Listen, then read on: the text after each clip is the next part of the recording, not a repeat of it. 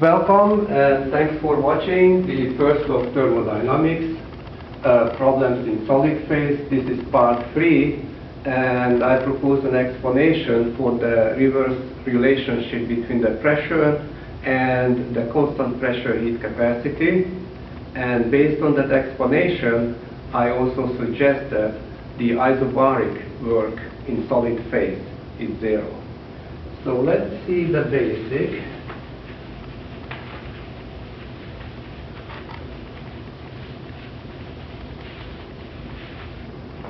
The first law is written as the internal energy differentials equivalent with the differentials of the heat plus the differentials of the work, and these are counted according to the current consensus and constant volume and constant pressure.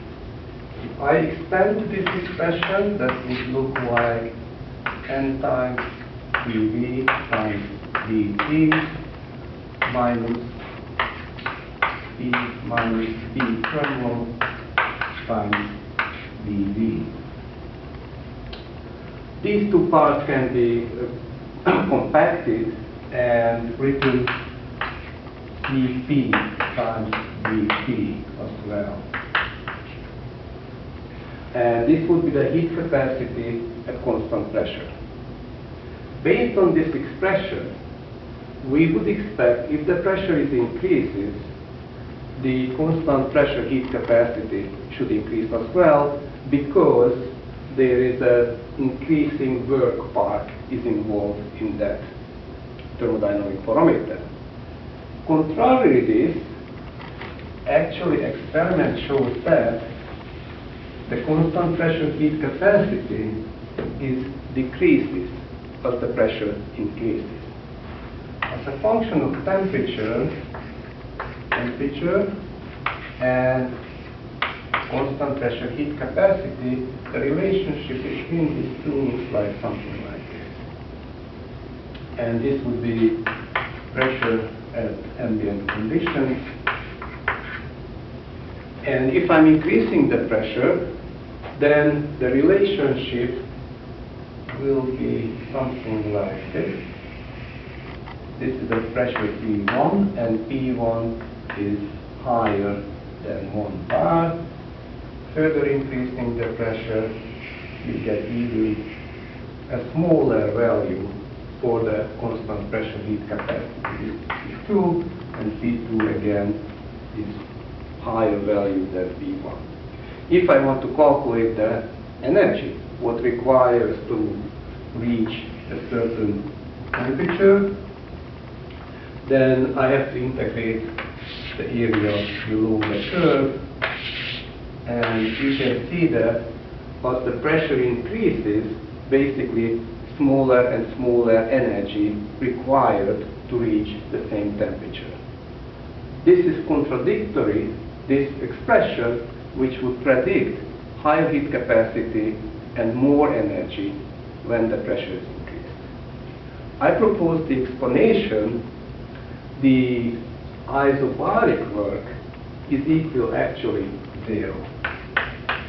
So this part is 0, and the reason behind it, because the surrounding expanding in the same degree as the system. So if you have a system, and that system is surrounded by the same substance, with the same material, and you're heating up, then both the system and the surrounding is expanding. The pressure remains the same, however, no work is done on the system. Therefore, this part is equal to 0, and then we are consistent with the experiments and can understand why the pressure actually decreased the constant pressure heat capacity. So let's wrap it up and write it again, the conventional expression, n times dV times dt minus P minus P thermal times dV. So this is how the first law is written today. You can find it most of the textbook, and the proposed changes and suggestions are the following. The internal energy can be computed only from the heat, and that would be at constant pressure. Or if we decide we combine the heat and the work, then we can add the work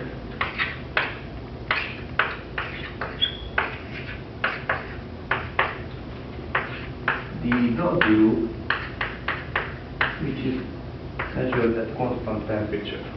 This is a question and matter of convention, because these two parts have a limited communication and either one can be correct. If I expand this expression, that would look like n times dP times dt. You can see this is completely different than the conventional one.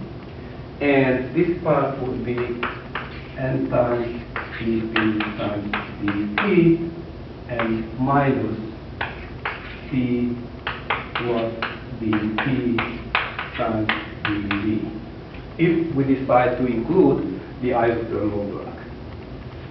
So, either this or this expression is for the internal energy, and the conventional ones, I suggest, those are incorrect.